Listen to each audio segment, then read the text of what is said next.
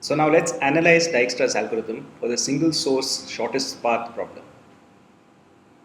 So recall the Dijkstras algorithm operates by burning vertices in the analogy we used.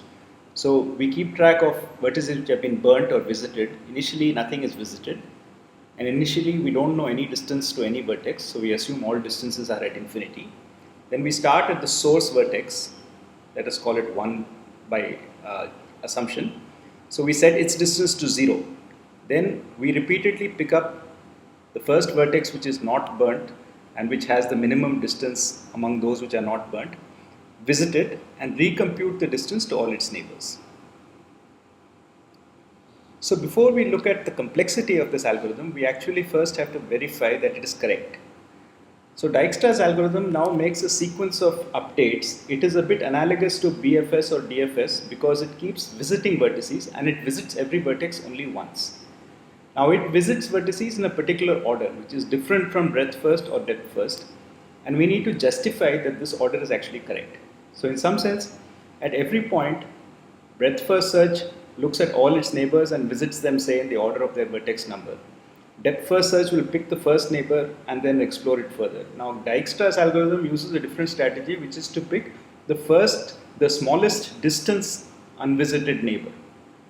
So we have to justify that this choice, which is never undone, that is, you keep going forward and you never go back and say, oh, maybe I should have chosen a different one, that this kind of a strategy actually is correct.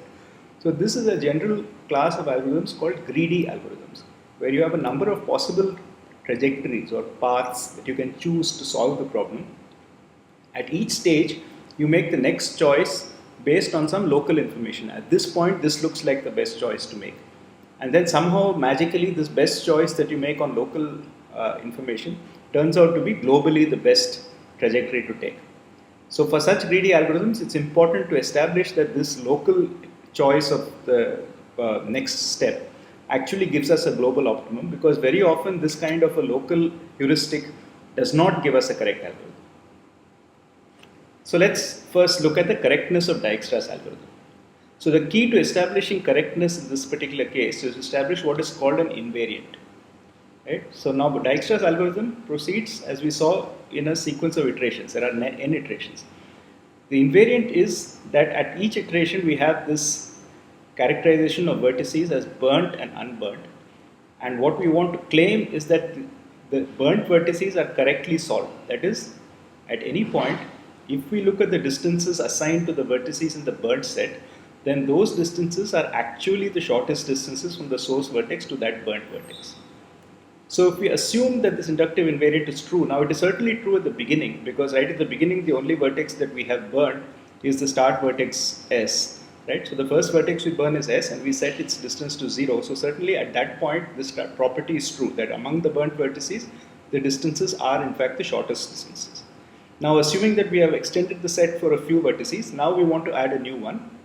So what we said is that we will pick a vertex V, okay, such that if we look at the distance to x plus the weight of x V, if you look at this total sum, which will be the updated distance to V, this is smallest among all the vertices which are not burnt.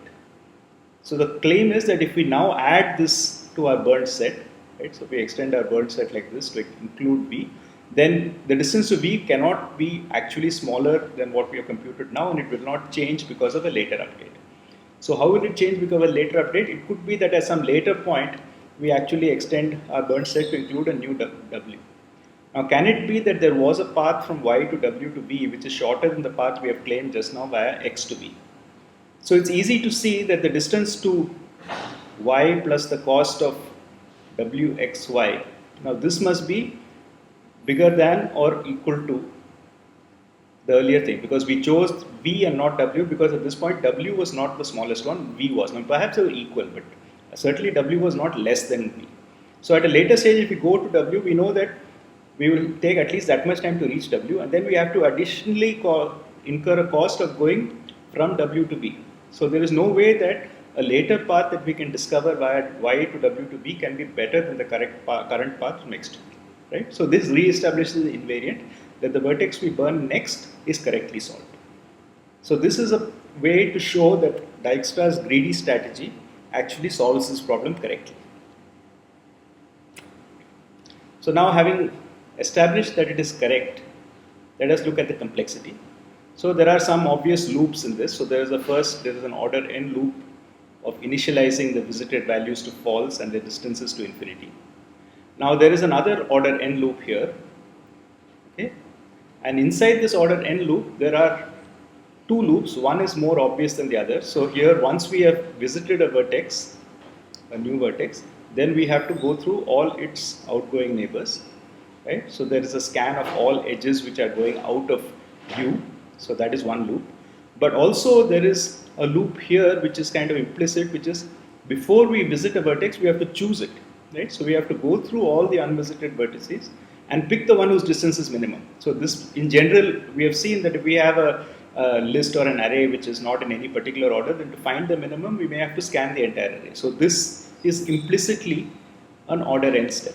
So this is an order n step, and the time it takes here depends on how we represent the edges. Right?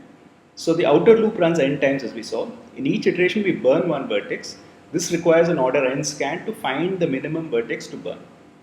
After we burn the vertex, we have to scan its neighbors to update the burn times of those vertices. Now, if we have an adjacency matrix, as we have seen, then if we are going to burn U now, then in order to find its neighbors, we have to scan the row for U in the adjacency matrix. So this will take order n time. Right? So we have an outer order n, and inside we have two order n things independent of each other. One is to find the minimum unburnt vertex to burn next, and second is to update all its neighbors. Right? So because we have this order n thing inside an order n loop, overall it is order n square. So now, one of the bottlenecks certainly is this adjacency matrix, right? So we have seen in BFS and DFS that if we move from an adjacency matrix to an adjacency list, scanning all the vertices of a particular, all the neighbors of a particular vertex becomes more efficient. So we can do the same thing here, right? So if we move from an adjacency matrix to an adjacency list representation, certainly the second order n loop within each iteration can be now counted as an overall order m cost, because across all the iterations we will explore every edge only once, because we'll explore it when we burn its source vertex. Right? So therefore, the second contribution of order n gets solved by using an adjacency list, but unfortunately we still have the first order n step, which is to find the minimum. So we have a list of burn times associated with the unvisited vertices, and we have to find the minimum among them, and this remains an order n step. So overall, though we have moved to an adjacency list, this alone does not help us, because we still have an order n step inside the big loop. So we are still at order n squared. So actually, to get around this bottleneck, we need to maintain the burn times in a more sophisticated data structure. So it turns out that we need data structure in which we can, of course, find and remove the minimum element quickly. But once we have that, we also need to be able to update the values quickly, so that overall both updating and extracting are roughly equally the same. So this can be done using a tree-like structure. In particular, we will see in a later lecture that there is a nice data structure called a heap, which precisely allows us to do these two operations in log n time. So if you have n values, then in log n time you can find and delete the minimum value, and we can insert a new value or update a value which is already in the heap. All these operations take only log n time. So if this, which we will see later, if this can be done, then what it says is that finding the minimum burn time takes log n time. Now when we update the vertices which are adjacent to the current burnt vertex, overall we do this OM times, right, because there are OM edges, but each update again takes O log n time. So we have now two contributions to our complexity. So this comes from choosing the minimum vertex, right? So in order to extract the minimum vertex, we do this n times, and each time it costs us log n time. And then in order to update the distances once we burn a vertex, each time it takes us log n time, but we do this for each edge, so it's m log n. So we have n log n for choosing a vertex, and this is for updating the distance. Right? So overall, our algorithm becomes n plus m log n. So remember that in a graph, n plus m is really is the size of the graph. So this is really an n log n algorithm, as opposed to the naive O n square. And we have seen in sorting and other such problems that this is a huge practical jump going from O n square to n log n. It's a huge jump in terms of the size of the problem we can hope to solve.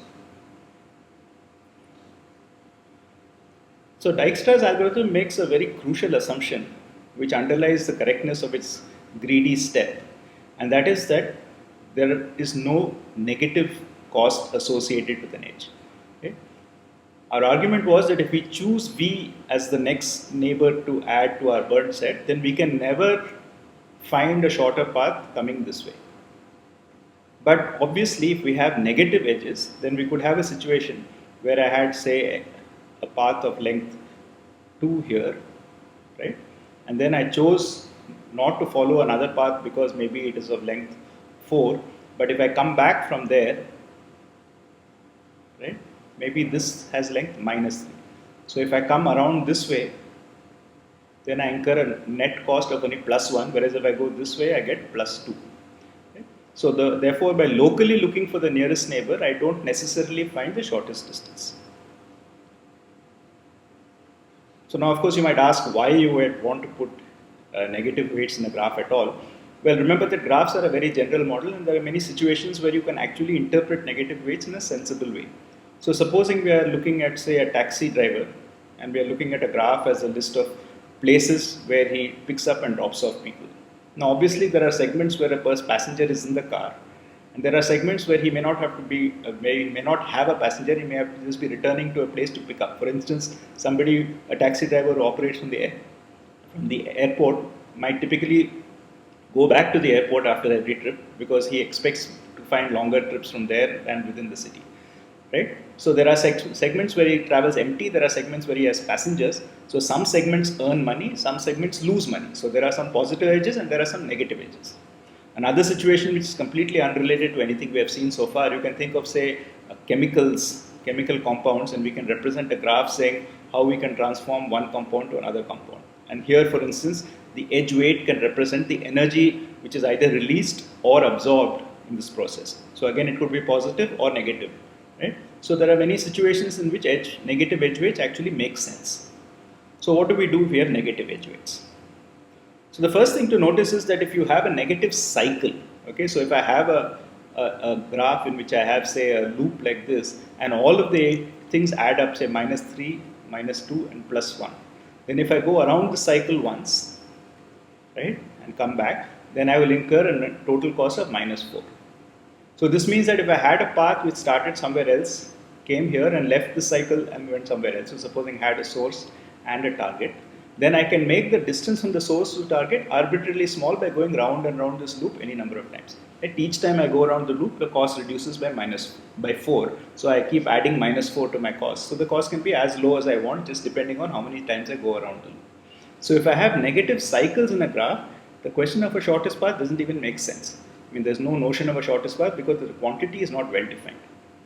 But it turns out that if I rule out this, I could have negative edges but not negative cycles. So for instance here, if instead of plus 1, okay, I said that this was plus 7. Right? If I make this weight plus 7, and going around this cycle will cost me plus 2.